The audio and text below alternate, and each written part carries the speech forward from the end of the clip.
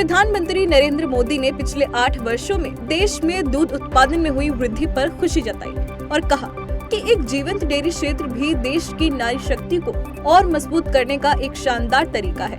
PM Modi ने यह टिप्पणी केंद्रीय मत्स्य पालन, पशुपालन और डेयरी मंत्री परषोत्तम रुपाला के एक ट्वीट पर प्रतिक्रिया देते हुए की। रुपाला ने कहा था कि पिछले 8 वर्षों में दूध उत्पादन में उल्लेखनीय वृद्धि हुई है।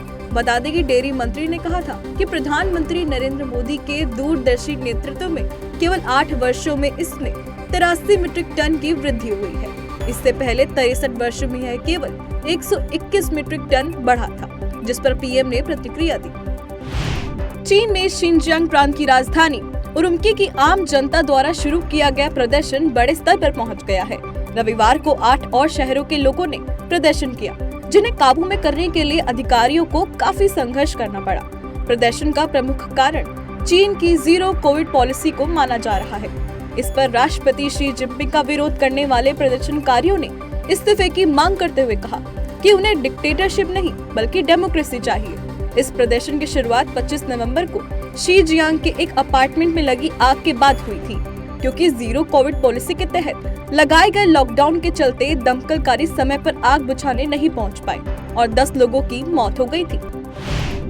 गुजरात विधानसभा चुनाव 2022 में बड़े बड़े दावे कर रही आम आदमी पार्टी को बड़ा झटका लगा है। कच्छ जिले की अबडासा विधानसभा सीट से आप उम्मीदवार ने भारतीय जनता पार्टी प्रत्याशी को समर्थन देने की घोषणा की है। अबडासा से आपने वसंत वलजीभाई खितानी को टिकट दिया गया था, लेकिन रविवार को उन्होंने पार्टी से इस्तीफा दे दिया, जिसके बाद अब उन्होंने अबडासा के मतदाताओं से भाजपा उम्मीदवार प्रद्युम्न सिंह जडेजा को वोट देकर जिताने की अपील की है। बता दें कि गुजरात की 182 सदस्यीय विधानसभा के चुनाव के लिए मतदान 2 चरणों में 1 और 5 दिसंबर को होने जा रहे हैं और वोटों की गिनती 8 दिसंबर को होगी।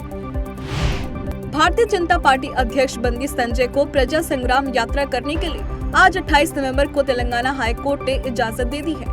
बता दें, पुलिस द्वारा तेलंगाना भाजपा अध्यक्ष बंदी संजय की प्रजा संग्राम यात्रा की अनुमति से इनकार करने और भाजपा कार्यकर्ताओं को बैरसा जाने की अनुमति नहीं देने के बाद पार्टी ने तेलंगाना उच्च न्यायालय का दरवाजा खटखटाया था, जिस पर हाईकोर्ट ने भारतीय जनता पार्टी को प्रजा संग्राम यात्रा निकालने और जनसभा करने की अनुमति दे दी है।